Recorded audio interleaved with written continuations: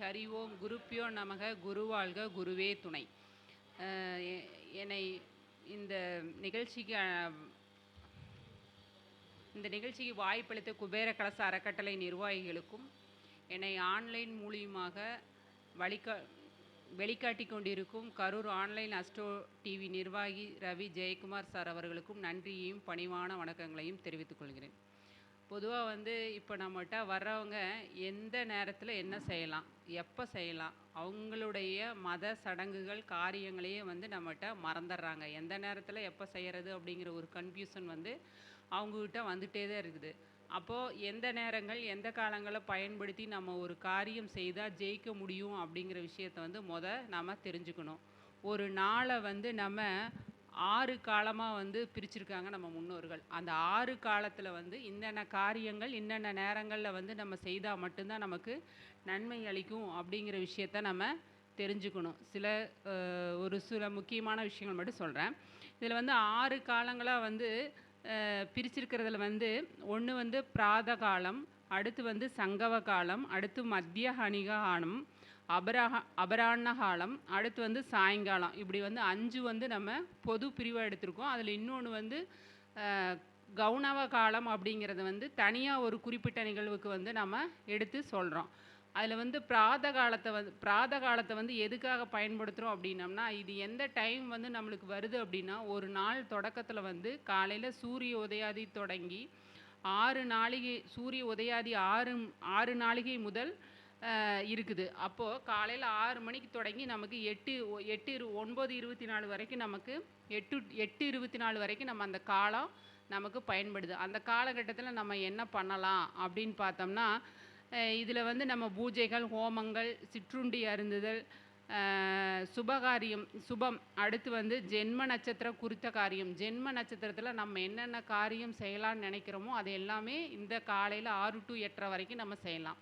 அந்த ஜென்மத்தில் என்ன செய்யலாம் அப்படின்னம்னா, கல்வி ஏற்றலாம், கல்வி கற்கலாம், உயர் பதவி ஏற்கலாம், நிலம் வாங்கலாம், சொத்து வாங்குறதுக்கு அட்வான்ஸ் கொடுக்கலாம். இந்த மாதிரி நம்ம அந்த காலத்தில் செய்யலாம். கிரகப்பிரவேசம் செய்யலாம். கிரகம் ஆரம்பிக்கிறதுக்கு உண்டான நிகழ்வுகளை அந்த காலகட்டத்தில் நாம் செஞ்சு இது பண்ணிக்கலாம். அடுத்து சங்கவ காலம், சூரிய உதயாதி நாளிகை 6லேருந்து 12 நாளிகை வரைக்கும் அப்படின்னு எடுத்தோம்னா, சுமார் காலையில் 8:24லேருந்து 10:48 வரைக்கும் அந்த காலத்தை நம்ம பயன்படுத்தலாம். இந்த காலத்தில் திருமணம் சம்பந்தமான வேலைகள், சீமந்தம், அடுத்து தொழில் தொடங்குறதுக்கான வேலைகள், நாமகரணம் செய்கிறது, நாமகரணம், பெயர் சூட்டு விழா, இந்த மாதிரி போன்ற சுபகாரியங்கள் அனைத்திற்கும் இதை பயன்படுத்தலாம். இதில் பாப பரிகாரத்திற்கான பிராயச்சித்த கர்மாக்களை செய்கிறதுக்கு நம்ம அந்த காலத்தை நம்ம எடுத்துக்கலாம். அடுத்து மத்திய ஹனிக காலம் சூரிய உதயாதி நாளிகை தொடங்கி 12 முதல் 16 நாளிகை வரை, சுமார் காலையில் 10:48லேருந்து இந்த காலம் வருது நமக்கு. இந்த காலத்தில் தேவ பூஜை செய்கிறது, பிரம்ம யக்கியம் செய்கிறது, உபகர்மா செய்கிறது, பிராத பூஜைகள் செய்கிறது மற்றும் விருந்துண்ணுதல் அப்படிங்கிற ஒரு நிகழ்வுக்கு இந்த டைமிங் ஒத்து வரும்.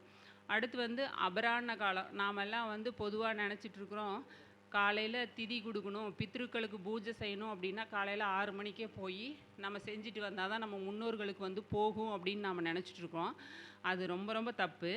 ஸோ அது எப்படின்னா, சூரிய உதயாதி தொடங்கி 16 நாளிகையிலேருந்து 24 நாளிகை வரைக்கும் தான். அப்படிங்கும்போது சுமார் 1:12லேருந்து 3:36 வரைக்கும் நமக்கு டைம் இருக்குது. நம்ம பொதுவாக பிதர்களுக்கு தர்ப்பணம் இந்த மாதிரி பூஜைகள் செய்கிறதெல்லாம் 1:12லேருந்து 3:36 வரைக்கும் நம்ம செய்தோம் அப்படின்னம்னா, அந்த பிதர்களுக்கு நம்ம செய்கிற காரியம் போய் சேரும். அது நம்மளுக்கு பலன் கொடுக்கும். அது நமக்கு நிறைய பேர்த்துக்கு அது தெரியறதில்ல. இறந்த முன்னோர்களுக்கு பூஜை செய்கிறது, அடுத்து பல வகையான சித்தார்த்தங்கள், தல தர்ப்பணம், திலஹோமம், தான தர்மங்கள் ஆகியவை செய்யணும். இந்த காலத்தில் செய்தோம் அப்படின்னா இது பித்ருக்களுக்கு மட்டுமே போய் சேரும். அந்த காலத்தை நம்ம பயன்படுத்தி இதை செஞ்சுக்கலாம். அடுத்து சாயங்காலம், சூரிய உதயாதி நாளிகை தொடங்கி 24 நாளிகையிலிருந்து 30 நாளிகை வரை நமக்கு சாயங்காலம் அப்படின்னு கணக்கு வருது. அது மாலை 3:36லேருந்து 6 மணி வரைக்கும் நம்ம இந்த காலத்தை எடுத்துக்கலாம். இந்த காலத்தில் விளையாடுதல், நடற்பயிற்சி செய்தல், உடற்பயிற்சி செய்தல், வீட்டை சுத்தப்படுத்துதல். சாயங்காலம் அப்படின்னு எடுத்துட்டோம்னா, சூரிய உதயாதி நாளிகை தொடங்கி 24 நாளிகையிலிருந்து 30 நாளிகை வரைக்கும் நம்ம கணக்கு எடுத்துக்கிறோம். சுமார் மாலை 3:36லேருந்து 6 மணி வரைக்கும் இந்த காலம் தொடங்குது. இந்த காலத்தில் வந்து நம்ம விளையாடுதல், நடைப்பயிற்சி செய்தல், யோகா செய்தல், உடற்பயிற்சி செய்தல், வீட்டை சுத்தம் செய்தல், மாலை நேர பூஜைகள் செய்தல், இவையெல்லாம் இந்த டைமிங்கில் செஞ்சோம்னா உத்தமம் அப்படின்னு சொல்லி நம்ம எடுத்துக்கிறோம். இந்த காலகட்டத்தை நம்ம பயன்படுத்தணும்.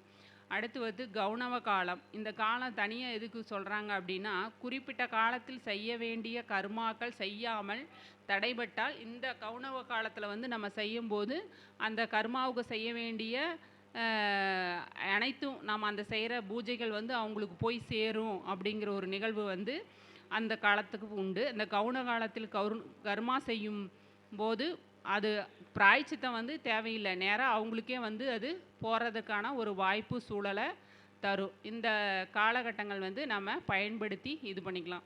ஒருத்தர் வீட்டில் வந்து பொதுவாக ஒரு இறப்பு நிகழ்ந்துருச்சு அப்படின்னா ஃபோன் பண்ணி கேட்பாங்க, 1 வருஷத்துக்கு குலதெய்வத்துக்கு போகக்கூடாதாமா அப்படிங்கிற மாதிரியெல்லாம் கேட்பாங்க.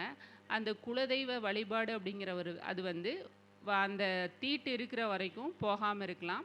அடுத்து வந்து அந்த காரியம் செய்தவர் வந்து போகாமல் இருக்கலாம், மலை ஏறாமல் இருக்கலாம், இந்த மாதிரி முக்கிய நிகழ்வுகளில் வந்து கலந்துக்காமல் இருக்கலாம், அவர் வந்து பாலக்கால் போடுறது, ஒரு சுபகாரியம் தொடங்கி வைக்கிறது, இந்த மாதிரி விஷயங்கள் செய்யாமல் இருக்கலாம். மற்றபடி அந்த வீட்டில் இருக்கிற அனைவருமே போகலாம் அப்படிங்கிற ஒரு நிகழ்வு இருக்குது. மக்கள்கிட்ட வந்து நிறைய புரிதல் வந்து குறைவாயிருச்சு, 1 வருஷத்துக்கு போகக்கூடாது அப்படிங்கிறாங்க. அப்போ நேரங்கள் வந்து சரியில்லாதப்போ நம்ம குலதெய்வத்தையும் இஷ்ட தெய்வத்தையும் போய் வழிபாடு செய்யும்போது தான் நமக்கு அந்த பாதிப்புலேருந்து நல்லது நடக்கும். அதை வந்து தெரிஞ்சுக்கிட்டு முறைப்படி உங்களுக்கு தெரியலினாலும் ஒரு ஜோதிடர், ஒரு முறையாக இருக்கிற குருகிட்ட வந்து கேட்டு அதற்குண்டான வழிமுறைகளையும் நடவடிக்கைகளையும் செய்து நல்லது நடக்கணும் அப்படின்னு நான் கேட்டுக்கிறேன். தெரியாமல் நம்மளே வந்து பொதுவாக வந்து அப்படி நினச்சிட்டு இருக்கக்கூடாது. இந்த மாதிரி வந்து கால நேரங்களை வந்து பயன்படுத்துங்க. எந்தெந்த காலத்தில் எந்தெந்த செய்யலாம். இப்போ பொதுவாக வந்து ராகு காலம் நல்லதில்லை, ராகு காலம் நல்லதில்லைங்கிறாங்க.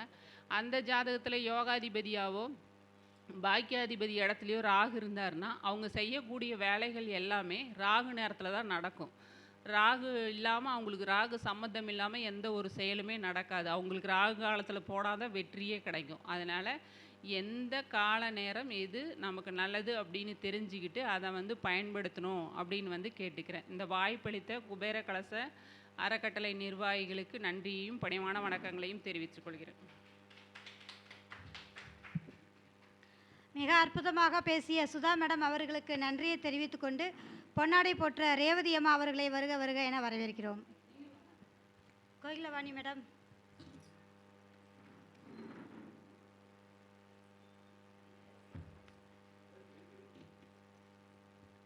இந்த மைக்கை கழட்டி தனியாக வச்சுக்கலாம். நீங்கள் அடுத்த பேசிடுங்க.